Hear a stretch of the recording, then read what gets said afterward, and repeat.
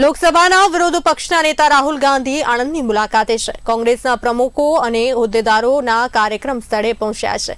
શિબિરમાં નવનિયુક્ત જિલ્લા પ્રમુખો સાથે બેઠક કરશે। નવનિયુક્ત જિલ્લા કોંગ્રેસ પ્રમુખોની 3 દિવસીય શિબિરનું ઉદ્ઘાટન કરશે। નિજાનંદ રિસોર્ટમાં પ્રશિક્ષણ શિબિરનું ઉદ્ઘાટન કરશે।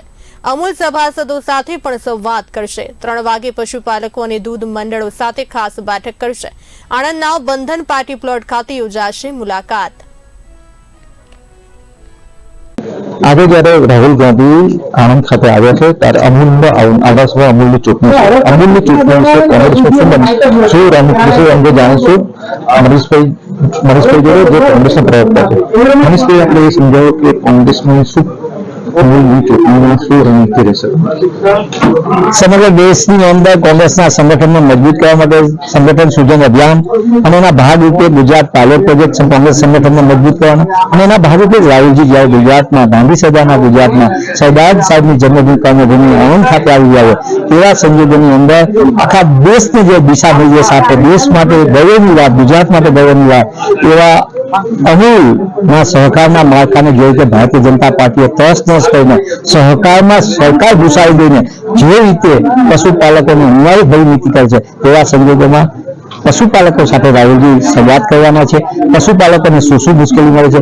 એક તો પશુપાલકોને દૂધના ભાવ નથી મળતા, એમને અનેક પ્રકારની તકલીફો છે। બીજી બાજુ એ જ અમૂલના માધ્યમથી કરોડો રૂપિયાનો ભ્રષ્ટાચાર કરીને એના સત્તાધીશો પોતાની પીઠું બનાવી દીધી એવી સંસ્થાને એ વાત જ્યારે લોકો સામે આવી ગઈ છે, અનેક પ્રકારની ખરીદીમાં ભ્રષ્ટાચાર થતો, આ બધી બાબતોની લોકો સમક્ષ જવાનો છે। પશુપાલકોની વ્યથા છે રાહુલજી સામે। રાહુલજીની સમગ્ર દેશ, મને ગર્વ છે કોંગ્રેસના કાર્યકર્તા તરીકે કે અમારા નેતા સમગ્ર દેશની અંદર નાનામાં નાના માણસની વાત સાંભળે છે, નાના લોકોને સીધા મળે છે, ત્યાં પશુપાલકોને મળીને એમને શું તકલીફ પડે છે, કઈ પરિસ્થિતિ છે, એ બધી બાબત મળે છે।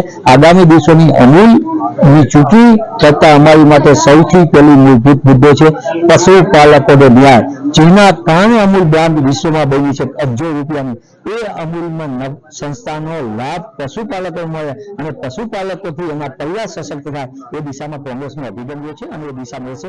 બીજો અમારો અભિગમ રહેશે કે સહકારની અંદર સરકારનો ચંચુપા, ભારતીય જનતા પાર્ટીની લૂંટ નીતિ, ખરીદીથી લઈને તમામ પ્રકારના ખેલ, એની સામે પણ કોંગ્રેસ મજબૂતી રહેશે। આગામી દિવસોની અંદર ચૂંટણીમાં કઈ પ્રકારની કામગીરી કરી અમારા પ્રદેશ અધ્યક્ષ સન્માનીય અમિતભાઈ ચાવડા પણ આનંદથી પ્રતિનિધિત્વ કરે છે। અમૂલમાં પણ એ વર્ષોની ડિરેક્ટર તરીકેની છે। અહીંયા સહકારના માળખામાં કોંગ્રેસની હંમેશા નીતિ રીતિ રહી છે, પશુપાલકોને કેન્દ્રમાં રાખી છે। ભારતીય જનતા પાર્ટી હંમેશા અમીરોને લૂંટની નીતિ, અમીરો તરફની નીતિ રહી છે। આ બંને વચ્ચેનો જે ભેદ છે એ લડાઈ ઉપર પણ અમૂલની ચૂંટણીમાં લોકો સમક્ષ છે। આમ જોવા જઈએ તો અમૂલની ચૂંટણી ખૂબ પ્રતિષ્ઠાપૂર્વક ચૂંટણી છે। ગઈ વખતે ચૂંટણીમાં ભાજપે પ્રેરિત ચેનલ જીતી હતી, હવે આ વખતે કોંગ્રેસ કમર કસી છે અને આ વખતે માતાના ધારાસભ્ય, પૂર્વ ધારાસભ્ય કેશવસિંહ પણ આ ચૂંટણીમાં ઝંપલાવ્યું છે અને અમૂલ વિરુદ્ધ પ્રવચન કરી રહ્યા છે, ભાષણ કરી અમૂલની જે પોલ ખુલી રહ્યા છે। આવનારા અમૂલની ચૂંટણી ખૂબ રસપ્રદ રહેશે એ જોવાનું રહ્યું।